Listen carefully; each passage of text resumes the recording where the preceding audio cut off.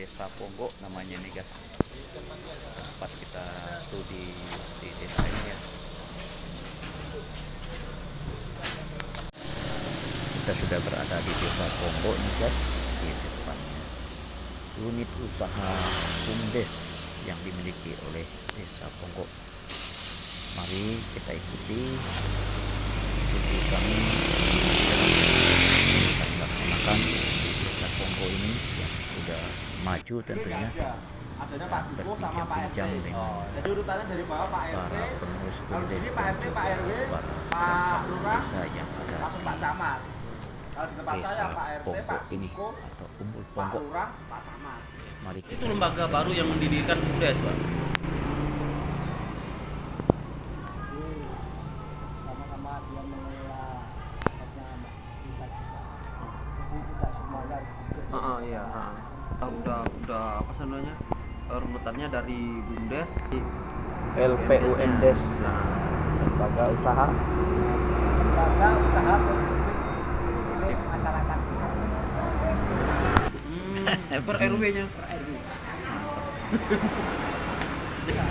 Gini, misalkan wisata ini wisata. Ya memang semuanya berupa air. Berarti itu bentuk subsidi silang ya, misalkan dikatakan ini Kalau usaha ini ini tadi hanya nilai aja. nilai aja. Di perikanan. Tidak ada di juga berupa ikan saja. Tapi dari BPKK juga bergerak di pengelolaan ataupun pengemasan sendiri, diolah sendiri. Iya, diolah sendiri. Nah, kan mungkin hasilnya kan lebih akan meningkat lagi. Iya, betul. kantor Desa Ponggo ini.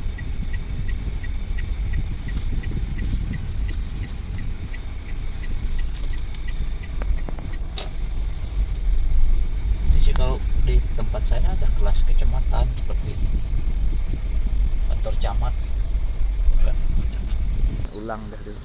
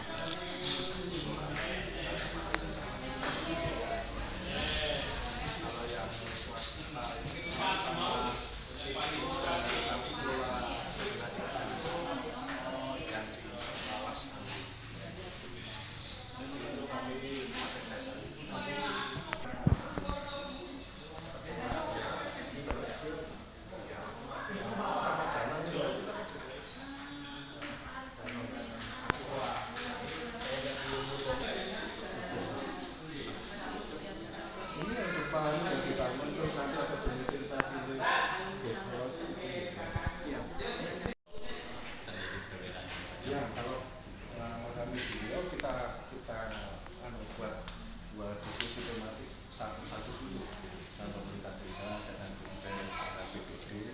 Nanti setelah misalnya sudah ada beberapa hasil, lalu kita tunggu, dan di situ kita sampaikan, kita ajarin juga demonstrasi yang di masa kita, Pak. Kadang ada pihak posisinya juga berapa jalan rusak berapa ini, kemudian baru kita rencanakan.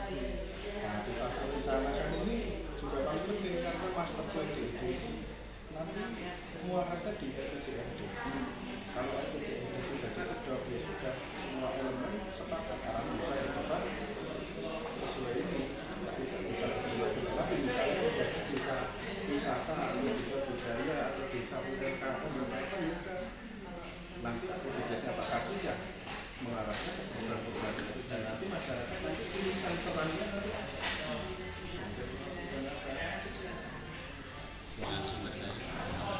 ya. Pertama, desa itu sebenarnya ada 5 aspek dasar, Pak. Finansial itu nomor terakhir. Yang pertama pasti sumber daya alam. Sumber daya alam itu modal dasar, Pak. Gunung, laut, suasana yang sejuk, itu modal dasar dulu. Kalau desa tidak punya, nanti gampang, Pak. kan kadang ada yang di kami di Riau itu desanya jauh dari perkotaan, sawit semua. Mereka mau bikin wisata air, itu nggak mungkin. Dia sesuai potensi makanya sumber daya air itu pertama. Kedua, sumber daya manusia. Manusia Indonesia itu pasti lebih dari 1.000 mungkin, Pak. Sumber daya alam ini, sumber daya manusia ini juga penting. Ketiga, sumber daya sosial. Sosial itu kaitannya gotong royong, ada istiadat, itu juga potensi. Kemudian ada sumber daya yang terakhir, sumber daya finansial. Nah, komponen itu yang mana yang paling dikuatkan? paling dikuatkan pertama SDA, SDM. Kalau SDA, SDM itu sudah kuat, sumber daya finansial itu mengikuti, Pak. Kita nggak mungkin gitu. Karena teman-teman desa kan baru, Pak. Ya, bicarakan kan finansial ini. Padahal finansial ini bisa diambilkan dari mana? Contohnya kami, Pak, yang sudah membuktikan sendiri dari master plan yang kami buat berdasarkan SDA, SDM ini. BRI 4,2 miliar, kemudian ada BDAM, kemudian yang di Riau kami dapat CSR dari Pertamina Hulu Hutan itu hampir 800 juta untuk pembuatan minyak merah. Bantuan-bantuan? Nah, itu berdasarkan pengalaman kami juga, Pak. Itu tetap lewat master plan. Makanya kami kampanyekan di mungkin di hampir seluruh Indonesia dulu, Pak. Bagaimana desa itu memiliki master plan yang terintegrasi. Kadang-kadang desa kan sudah. Oke, ini usaha BUMDes di Desa Ponggok nih guys.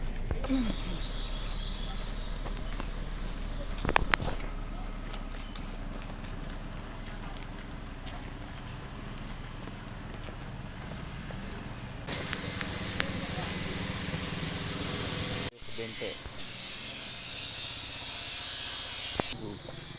Oke teman-teman, kali ini kita sudah memasuki area taman wisata, tempat wisata yang ada di Umbul Ponggok, yaitu Umbul Besuki. Seperti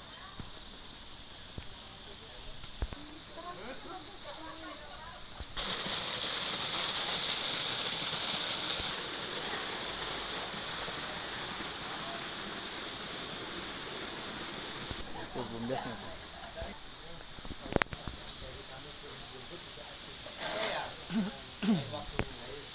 Jadi sekarang kita akan melakukan wawancara khusus bersama pengurus BUMDes dan juga kepala dusun yang sudah menantikan kedatangan kami di tempat ini, yakni di sebuah pendopo yang bernama Umbul Besuki. Mari kita saksikan wawancara eksklusif ini.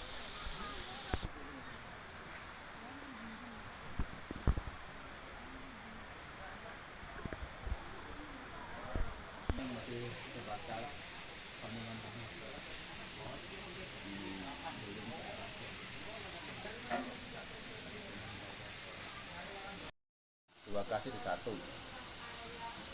Kok kamu coba satu? Sempat protes. Enggak, Bapak mampu. Oke, siap. Dua, Pak, batu kami keluar. Oke, siap. Akhirnya sempat kardus. Apa tuh? Suketi.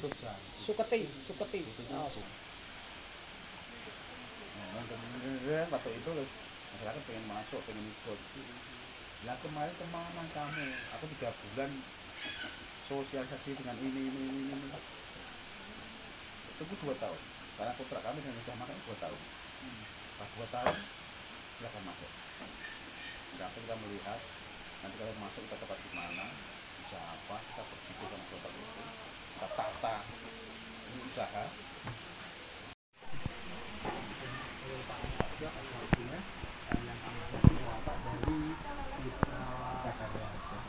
Karya di Kalimantan Barat yang dikatakan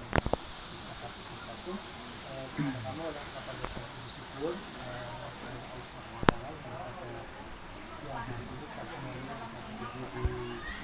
Umbul Besuki di sini untuk kita sharing pengalaman tentang apa dan bagaimana pengelolaan mungkin aset-aset yang bisa dilakukan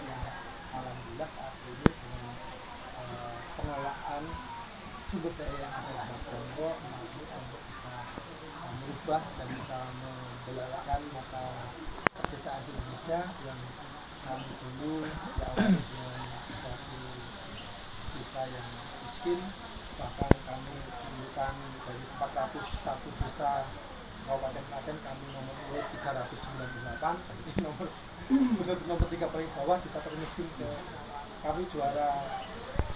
Jadi saat ini bahwa desa itu sangat minim yang namanya data. Paling data yang dibutuhkan saja.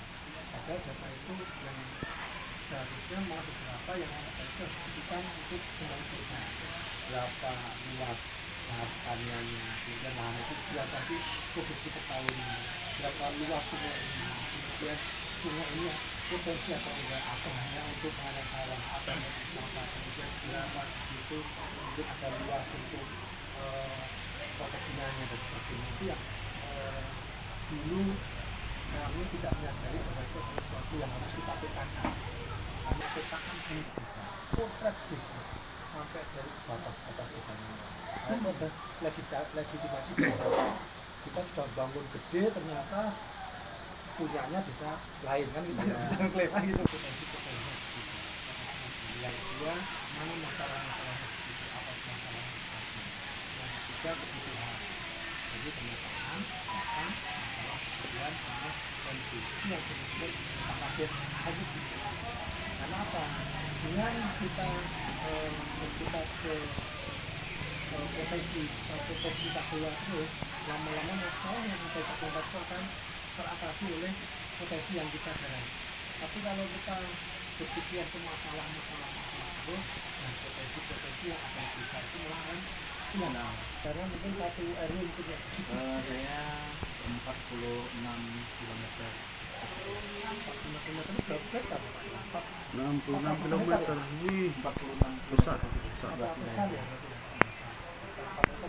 Kami satu kecamatan itu di angka 23 kilo. 10 kali masih kecil, kami sudah berdiri tahun 2009. Itu 2009 di 2 Desember akhir tahun ini. Itu berarti kenapa dulu Pak Nasib membentuk suatu badan yang sudah bisa menentukan. Itu tadi untuk bahwa setelah beliau menjabat tahun 2007, 2008 itu pendataan data itu. Nah, di situ tahu bahwa kita punya potensi, kita punya yang harus dikelola. Nah, sekarang siapa yang mengelola? Pertanyaan gitu. Nah, apakah Allah sudah bilang begitu? Apalagi desa kita nggak boleh mengelola. Kemudian karena beliau basicnya dari sosial hukum, mencari regulasi aturan. Ternyata ada aturan kita daerah Klaten itu bahwa bisa membentuk yang namanya badan usaha desa. Yang bertujuan untuk mengelola aset-aset yang ada di desa. Jadi desa itu nggak punya aset. Ya, kami serahkan ke PADS, ke desa. Itu 40%, kami serahkan yang 60% untuk pengembangan administrasi. Itu bergulir terus, makanya kami terus berkembang. Dan ini dari dulu karena pandemi tahun 2020 pandemi di sini juga Untuk membuat nama Besuki biar dikenal oleh orang lain, ya kelemahannya untuk istilahnya apa ya, sehingga polsek atensi besar Pak Camat. atensi dulu, jadi kan dulu kan ada satgas covid ya. Satgas Itu Covid. dari Polres sampai tingkat kecamatan. Boleh Ini buat kontestasi. Kalau bekerja sendiri nggak akan bisa. Makanya harus semuanya sama. Harus semua lembaga itu sama membangun desa. Satu yaitu menyamakan visi misi. Itu penting sekali. Jadi sampai Pak Sugeng dulu sama perangkat itu ke RT, ke RW, ayo satukan visi misi apa? Silakan dari RT ini membuat visi misi semuanya. Setelah itu baru digabung, dirangkum oleh Pak Kades. Ini loh ternyata. Jadi aspirasi setiap masyarakat itu visi misinya desa itu ini, dan itu disepakati bersama. Kan yang dulu kami bisa listir satu destinasi wisata. Setiap RW, RW itu ada semuanya. Di RW 1 kami ada namanya klaster perikanan. Jadi untuk belajar tentang pembenihan kanila dari cara mengawinkan indukan sampai kemudian ada di RW 1 di saya. Di RW 2 lebih ke arah ke agro pertanian. kemudian ada greenhouse itu di RW 2, RW 3 di Pondok pasti wisata. Ini RW 4 wisata juga di situ. RW 5, 6 ada di sekitar Kapulau. Jadi setiap marga alhamdulillah saat ini hampir pengangguran sudah tidak ada, semua bekerja ke tadi masing-masing. Tapi kami mengetahui itu potensi baru di tahun 2019.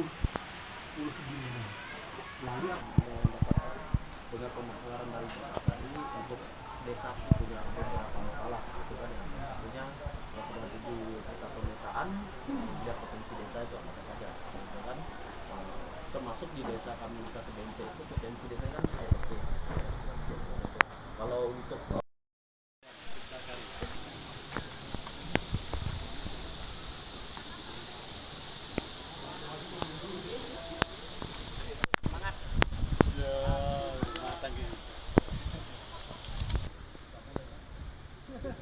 Pak Ade murah juga sih ya.